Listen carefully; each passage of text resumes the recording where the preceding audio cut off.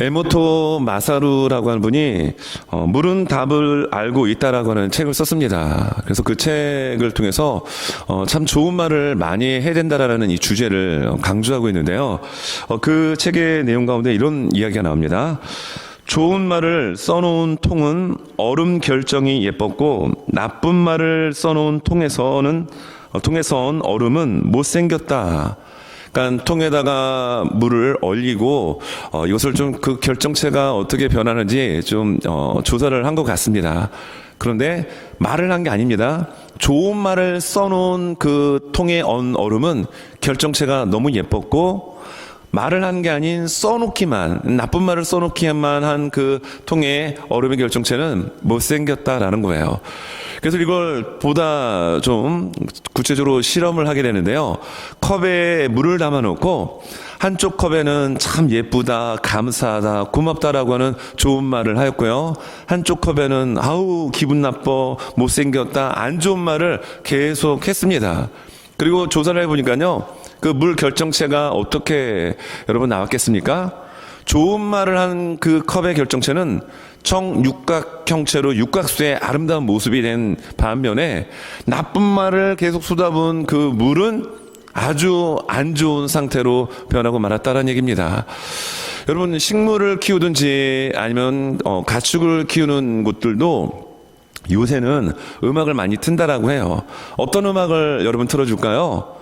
조용하고 좋은 클래식 음악을 틀어놓는다고 합니다. 왜냐하면 좋은 음악을 듣게 되면 잘 자란다라는 거예요. 식물이 되었든 가축이 되었든. 그러나 헤비메탈, 락 음악 있죠? 이런 걸 틀어놓으면 어떻게 될까요? 잘 안 자란다라고 하는 그런 실험 결과들을 우리는 많이 접하고 있습니다. 여러분 인간의 몸은 70%가 물로 되어 있습니다. 그러면 여러분 좋은 말을 써놓은 그 얼음도 예쁜 결정체를 가졌고 물도 감사하다, 예쁘다, 어쩜 그렇게 물맛이 좋게 생겼니 이런 말을 하는 컵도 좋은 결정체를 이뤘다면 인간의 몸이 70%가 물로 돼 있잖아요. 그러면 감사의 말, 좋은 말을 하면 우리의 몸도 그렇게 아름답게 건강하게 반응을 할 것입니다. 그러나 좋지 않은 말, 불평과 감사의 말이 아닌 비난과 안 좋은 말을 여러분 계속 퍼붓게 되면 우리의 몸은 나쁘게 반응하게 될 것입니다. 여러분 오늘 성경 말씀을 보게 되면 20절, 21절 두 절의 말씀을 우리가 함께 읽었죠. 이 말씀에 보게 되면은 감사라고 이야기가 나옵니다. 누구에게 감사라고 얘기하죠? 성경의 말씀에 나오는 것처럼 아버지 하나님께 감사하며. 그래서 오늘 저는 설교의 제목을 날마다 하나님께 감사합시다라고 정했습니다. 여러분 아침에 눈을 뜨자마자 여러분 감사로 시작하시기 바랍니다. 하루의 일과를 마무리하고도 하나님께 감사의 기도로, 그리고 살아가는 우리의 삶의 자리에서도 좋은 말, 믿음의 말, 긍정의 말, 배려하는 말, 상대를 높이는 말, 기쁨의 말, 여러분 그렇게 이야기하는 나의 몸속에 60-70%의 물도 건강하게 반응하게 될 것입니다. 그 말을 듣는 상대방도 건강할 뿐만 아니라 여러분 기분 좋은 인생의 여정을 살아가게 될 것입니다. 여러분 오늘 성경 말씀 보게 되면 우리가 감사하게 될 때 언제 감사해야 되느냐, 어떤 상황에서 감사해야 되느냐라는 부분을 우리에게 알려주고 있습니다. 말씀 20절에 보니까 범사에 우리 주 예수 그리스도의 이름으로 항상 아버지 하나님께 감사하며 라고 나오고 있죠. 여기에 보니까 범사에라는 단어와 항상이라는 단어가 나옵니다. 여러분 범사에 감사라고 데살로니가전서 5장 16절에 말씀하고 있죠. 이는 그리스도 예수 안에서 우리를 향하신 하나님의 뜻이니라 라고 말씀합니다. 여러분 하나님의 뜻이 무슨 고차원적인 아무 다른 세계에 있는 것이 아니라 평소에 범사에 감사하는 것이 하나님 아버지의 뜻입니다. 여러분 그래서 우리는 날마다 하나님께 감사해야 되겠죠. 그리고 여기에 또 항상이라는 단어가 나옵니다. 여러분 항상 어떻게 하라고 이야기하죠? 성경은 기뻐하라. 대단하십니다. 예, 데살로니가전서 5장 16절 말씀, 항상 기뻐하라라고 이야기하고 있어요. 데살로니가 전서를 쓴 사람과 오늘 에베소서를 쓴 사람은 동일 인물입니다. 사도 바울입니다. 그런데 여기에 보면 우리가 언제 감사해야 되느냐, 그 시간을 얘기합니다. 항상 감사라는 얘기입니다. 그러면 어떤 상황에서 감사해야 되느냐? 범사에, 뭐 좋은 상황이 되었든 그렇지 못한 상황이 되었든 내가 원하는 상황이 되었든 기대하지 않은 상황이 갑자기 들이닥쳤다 할지라도 어떤 상황 속에 있다 할지라도 감사하라라고 성경은 우리에게 권면해 주고 있습니다. 여러분, 이건 무슨 얘기일까요? 언제나 감사해야 하며 어떤 상황 속에서도 우리는 감사해야 합니다. 여러분, 물이 얼은 고체 얼음 같은 경우도 좋은 말을 붙여놓고 좋은 말을 했을 때 변화된다라면, 여러분, 하나님의 형상으로 창조된 우리들의 입에서 나가는 말과 그 말을 듣는 상대방은 어떻게 몸이 반응하게 될까요? 그러므로 오늘 성경이 말씀하고 있는 것처럼 어떤 상황이 되었든 범사에 감사하는 우리가 되어야 되고요. 그리고 항상 언제나 날마다 감사는 우리 모두가 될 수 있기를 간절히 원합니다. 여러분, 요한복음 6장에 보면 예수님께서 오병의 기적을 행하시잖아요. 많은 무리들이 그 하나님 나라의 놀라운 말씀을 들었습니다. 마음이 막 배불러 옵니다. 영적으로도 막 살이 붓고 막 근육이 생기는 듯한 그런 은혜가 임하게 됩니다. 그러나 그들 또한 빵을 먹어야, 밥을 먹어야 살아가는 사람들이었습니다. 예수님께서 그들을 바라보시면서 불쌍한 마음이 들었기 때문에 제자들로 하여금 저들에게 나눠줄 것을 준비하라고 했지만, 여러분, 아무것도 없는 그 황량한 곳에 무엇이 있었겠어요? 이때 안드레가 조그만 어린아이의 도시락을 가지고 예수님께 가지고 옵니다. 그 도시락을 딱 열어봤더니 생선 2마리, 그리고 보리떡 5개가 있었어요. 와, 생선 2마리? 야, 그러면 제법 먹을만 했겠네. 그런데 우리가 알고 있는 무슨 굴비, 조기와 같은 큰 생선이 아니라 조그마한 멸치예요. 그러니까 어린아이가 먹기에도 폭 많아 보이지 않는 작은 도시락이었습니다. 내용물도 그때 당시에 그냥 쉽게 먹을 수 있는 그런 내용물이었어요. 그런데 장정만 5,000명이었고 그 들판을 메운 사람들은 2만 명이 넘는 굉장한 군중이었습니다. 만약에 여러분 그 상황 속에서 조그만 어린아이가 먹을 만한 도시락을 여러분에게 갖다 주면 여러분은 어떻게 반응하시겠어요? 여러분 어떻게 반응하시겠어요? 이걸 도시락이라고 가져왔어 라고 하면서 여러분 그렇게 반응하고 이야기하지 않을까요? 근데 예수님 어떻게 하셨습니까? 성경 말씀 보면 요한복음 6장 11절입니다. 자, 이 말씀 같이 한번 우리 읽습니다. 시작. 예수께서 떡을 가져 축사하신 후에 앉아있는 자들에게 나눠주시고 물고기도 그렇게 그들의 원대로 주시니라. 아멘. 여러분, 여기에 축사하신이라는 이 단어가 유카리스테오라는 단어를 쓰고 있습니다. 말 그대로 감사를 한 겁니다. 하나님이 주신 은혜를 높여드린 겁니다. 여러분, 작은 물고기, 그리고 정말 어린아이가 먹기에도 퍽 많아 보이지 않은 그 도시락 가운데 예수님은 어떻게 하셨죠? 감사하였다라는 거예요. 아니, 지금 내가 먹기에도 부족한데 이 많은 사람들을 이걸 갖고 해결하라고? 이건 뭘 날 갖고 놀리는 건가? 날 무시하는 건가? 이렇게 반응할 수 있었지만 예수님은 그렇게 하지 않고요, 작은 것이었지만, 초라한 것이었지만 하나님께 유카리스테오, 감사했다라는 겁니다. 여러분, 어떤 상황, 그리고 어느 우리의 시간 가운데 우리가 속해 있다 할지라도 여러분, 하나님의 자녀의 입에서 나와야 될 말은 감사의 고백이 되어야 합니다. 여러분, 작은 것, 큰 것 아니라 할지라도, 미미한 상황일지라도, 아주 초라한 현실 가운데 있다 할지라도 여러분, 그 삶을 주장하시고 인도하시는 분이 하나님이심을 인정하는 분들은 그 상황 속에서도 감사할 수 있게 됩니다. 여러분, 우리는 어떻게 해야 될까요? 날마다 하나님께 그러므로 감사해야 합니다. 시마다 분마다 초마다 언제나 어떤 상황 속에서든지 감사할 수 있는 우리 모두가 되어야 되는데요. 자, 그러면 오늘 본문을 우리가 바라보면서 어떻게 감사해야 되냐는 겁니다. 우리가 어떻게 감사해야 될까요? 오늘 성경을 유심히 읽다 보면은 이 말씀이 우리 눈에 쏙 들어오죠? 자, 말씀 20절을 제가 다시 한번 읽는데요. 범사의 우리 주 예수 그리스도의 이름으로. 우리 주 예수 그리스도의 이름으로 항상 아버지 하나님께 감사하며라고 말씀해 주고 있습니다.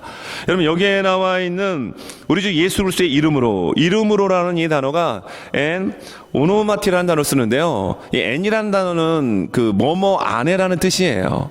그래서 사도 바울이 이 안에라는 단어를 정말 많이 쓰게 되는데 어디 안에요? 그리스도 예수 안에서. 여러분, 우리가 어떻게 감사할 수 있습니까? 어떤 상황 언제든지 어떻게 감사할 수 있을까요?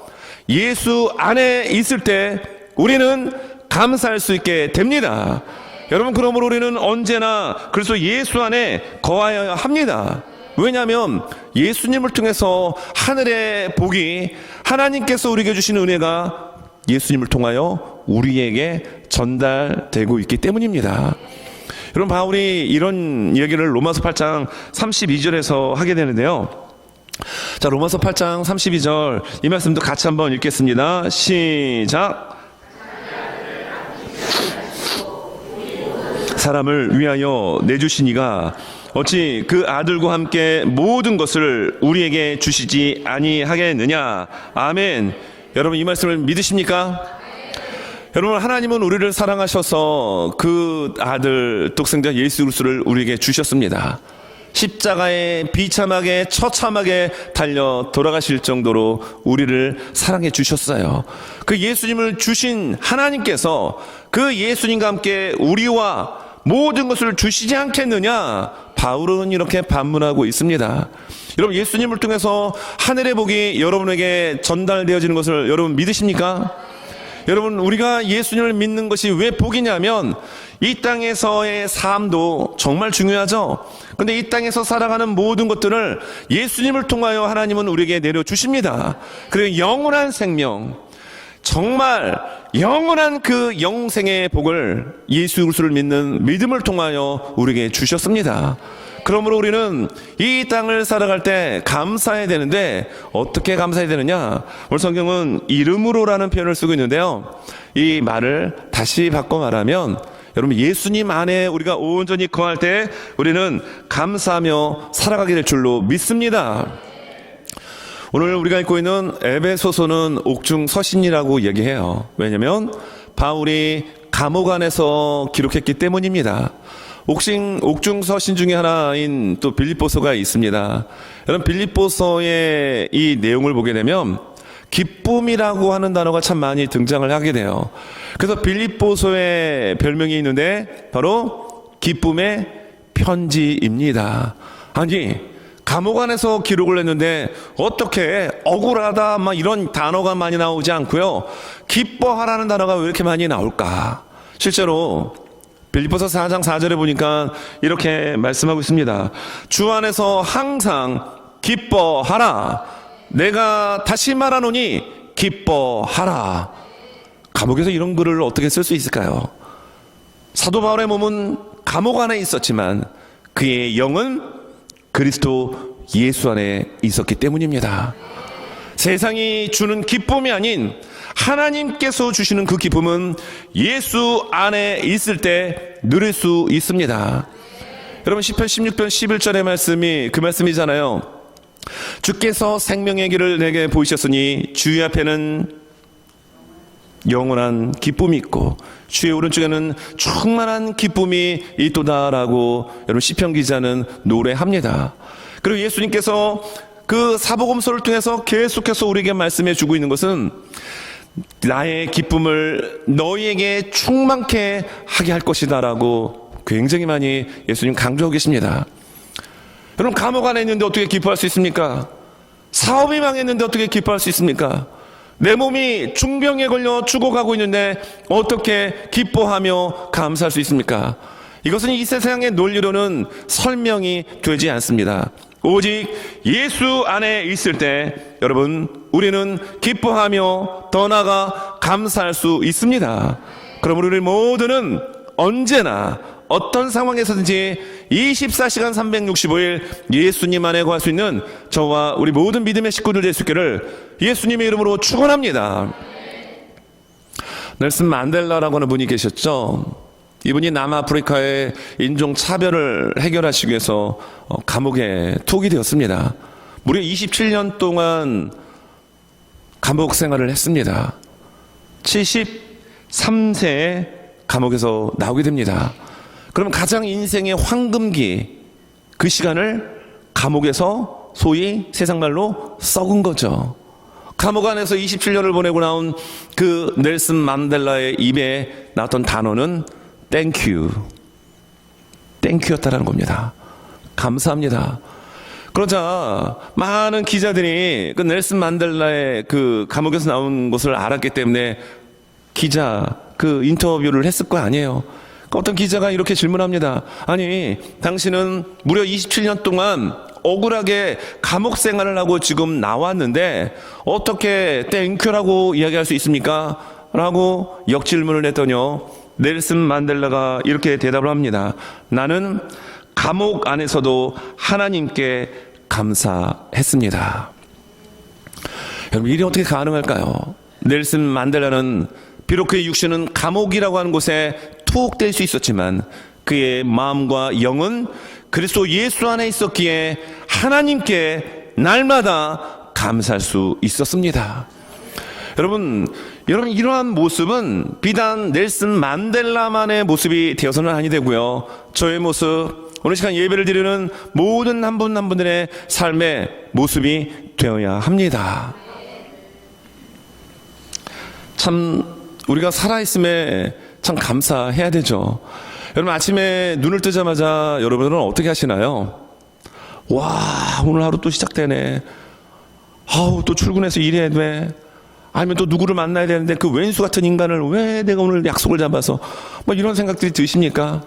눈을 뜨자마자 호흡할 수 있음에 감사하고, 손가락하고 움직여 보니까 움직여집니다. 발가락도 움직이니까 움직이네요. 그래서 감사해야 합니다. 여러분, 지난 우리가 금요 저녁 시간에 우리 이제 금요 성령 집회를 하였죠. 매월 첫 주 우리가 도르가 채플실에 모여서 뜨겁게 부르짖고 뜨겁게 찬양하고 뜨겁게 우리가 하나님 앞에 나가는 시간을 갖습니다. 찬양을 하다가 주먹을 쥐고 막 그 강대상을 때리다가 잘못 이게 주먹을 쳐가지고 이 살점이 두 군데가 떨어졌어요. 사실 작아요. 이렇게 해도 잘 안 보입니다. 그런데 이쪽 마디 부분에 살점이 떨어져 나가니까 이게 은근히 신경이 쓰이더라고요. 그러니까 이제 이쪽 같은 경우는 조금 살점이 매달려 있기 때문에 제 손으로 뜯어냈습니다. 약간 아프더라고요. 그리고 세수할 때 이렇게 주먹을 이렇게 쥐고 펴고 할 때, 뭐 펜을 잡을 때 불편하더라고요. 그래서 새삼 느낀 건, 작은 그 살점 하나, 이 피부 하나도 이렇게 떨어져 나가니까 이렇게 아프구나. 여러분, 우리가 살아가면서 몸에 전혀 이상이 없다는 것 자체에 여러분 정말 감사할 수 있는 우리 모두가 되시기 바랍니다. 우리에게 직분을 하나님이 맡겨주셨습니다. 교회 안에서 여러분 맡겨진 직분 가운데 찬양을 하고 또 맡겨진 직분 가운데 거기서 묵묵히 수고하고 애쓸 수 있다는 사실에 여러분 감사할 수 있길 바랍니다. 주방에서 사랑하는 교회 식구들의 육신의 양식을 준비하기 위해서 도마질도 하고 뭐 고기도 썰고 김치도 썰고 밥도 하고 설거지도 하고 하는 일 쉬운 일은 아니에요. 왜 일은 나만 해야 되는가라고 투덜거리면 우리 몸은 70%가 무엇이 됐다고요? 물이 됐는데 몸이 안 좋아집니다. 그런데 설거지를 하면서 찬양을 합니다. 설거지를 하면서 하나님 감사합니다. 이렇게 설거지를 할 수 있도록 건강 주시고 예수님 믿게 하셔서 이렇게 좋은 교회에서 신앙생활하게 해주시니 감사합니다. 이 부분에서는 아멘이 크게 났으면 좋겠습니다. 제가 다시 한번 합니다. 좋은 교회에서 믿음 생활하며 봉사하고 헌신할 수 있게 해주시니 땡큐 감사합니다. 여러분, 그러면 은혜는 더 풍성하게 우리의 삶에 자리매김하게 됩니다. 여러분, 감사의 고백을 하십니까? 감사의 씨를 뿌리십니까? 하나님은 들으시고 갑절의 감사의 상황으로 우리를 인도하여 주십니다. 여러분, 우리의 삶 속에 감사할 게 정말 너무너무 많아요. 여러분, 지난 시간에 제가 몸살 감기가 걸려서 마스크를 쓰고 했잖아요. 마스크를 쓰고 혹시라도 감기가 여러분에게 옮길까봐 마스크를 2겹으로 쓰고 지난주에 제가 예배를 인도했습니다. 그러니까 한 겹일 때는 코로나 기간 3년 동안 내내 새벽 예배 우리는 드렸잖아요. 마스크 쓰고 한 겹으로는 충분히 할 수 있었는데 2겹 쓰고 하려니까 숨이 막히더라고요. 숨이 막혀가지고 굉장히 좀 힘들었었습니다. 근데 여러분, 이 아침 마스크를 벗고 건강하게 사랑스러운 여러분들의 얼굴을 바라보며 말씀을 전하고 예배를 드리니까 여러분은 얼마나 땡큐 하지 모릅니다. 작은 거 하나 정말 여러분 되돌아보면 감사할 것이 너무 많습니다. 그래서 오늘 말씀 21절에 보면 이렇게 말씀이 나오죠. 그리스도를 경외함으로 피차 복종하라. 사실 오늘 말씀은 앞부분에 나와 있는 이 성령 충만에 대한 부분이 이야기가 됩니다. 여러분, 성령 충만함을 받아야 시와 찬미로 하나님을 찬양하고 노래할 수 있게 되고요, 하나님 아버지께 감사할 수 있게 됩니다. 그리고 여기 보니까 피차 복종하라라고 하면서 오늘 말씀은 아니지만 그 후반부를 보면 부부 사이, 남편과 아내와의 사이, 그리고 부모와 자녀와의 사이, 그리고 주종관계, 주인과 직원과의 관계를 바울이 예를 들어서 쭉 설명해 나갑니다. 그런데 오늘 성경 21절에 나오는 복종하라라고 하는 이 단어는 어떤 의미를 가지고 있냐면요, 뭐뭐 아래에 배치하다, 뭐뭐 아래에 두다라는 의미를 가지고 있습니다. 무슨 얘기일까요? 어떤 권위 앞에서 그냥 억지로 그것을 하는 것이 아니라 상대를 나보다 높이 세우는 겁니다. 그리고 내가 그 아래에 두는 거예요. 그 아래에 배치가 되는 겁니다. 그런 마음으로 살아갈 때 여러분, 우리의 입에는 어떤 말이 나올까요? 감사가 나오게 되더라는 거예요.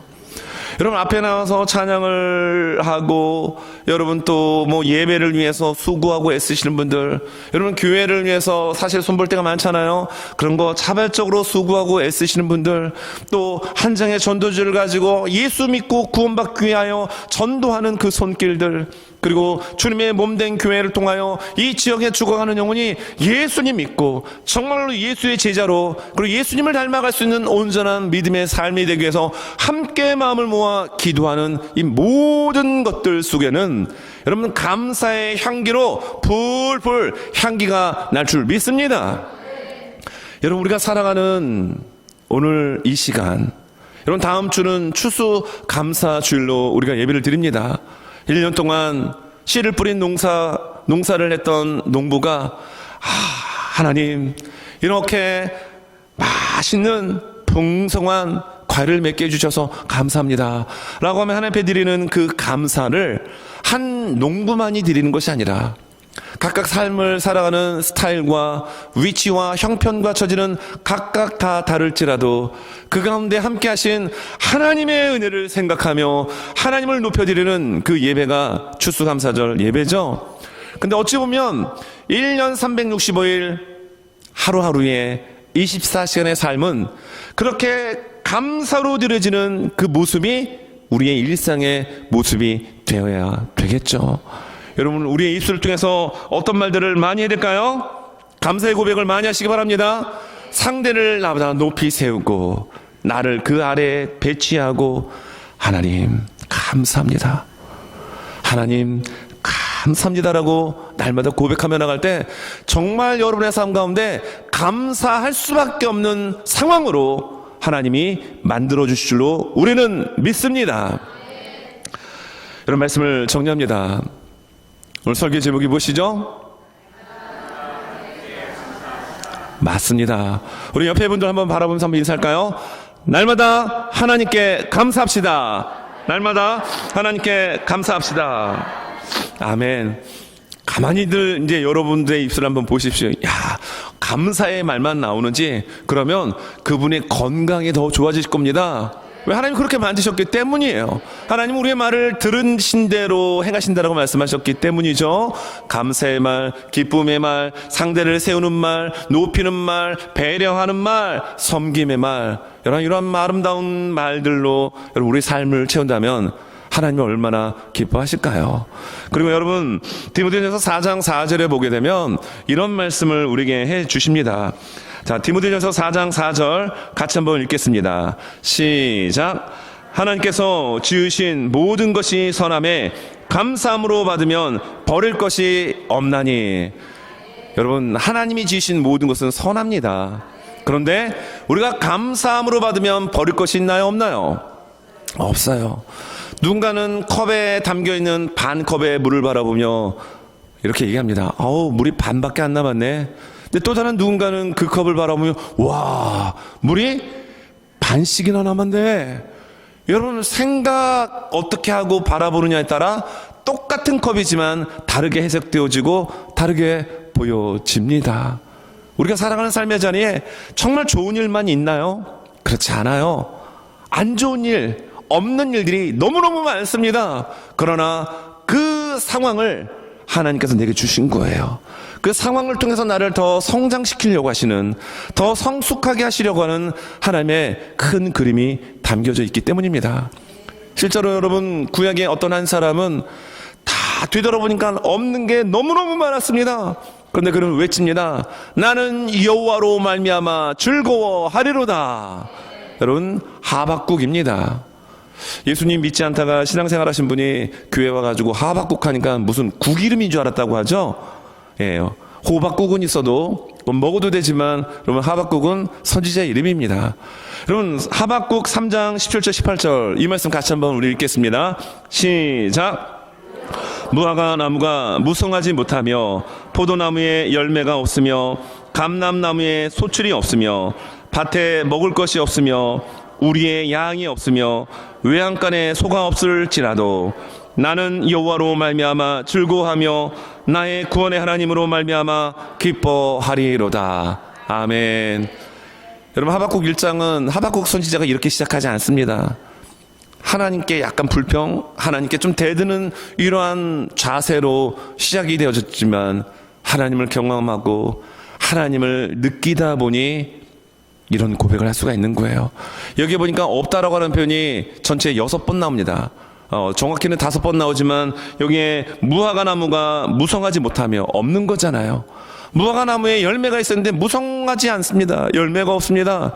양 없습니다. 소도 없습니다. 먹을 음식도 없습니다. 씨를 뿌렸는데 소출한 것이 거의 없어요. 그러면 망한 인생입니다. 세상 사람들은 정말로 낙담할 것입니다. 절망할 것입니다. 그리고 그 절망의 기운은 주변의 사람들에게도 영향을 미칠 거예요.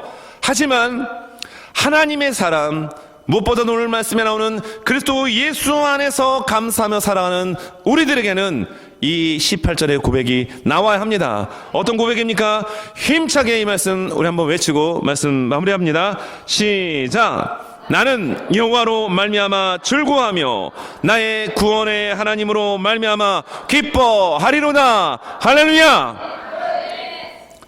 기쁨을 넘어 감사의 고백을 드려줄 때 하나님은 우리의 삶의 바운다리를 감사의 조건으로 열매로 채워주십니다.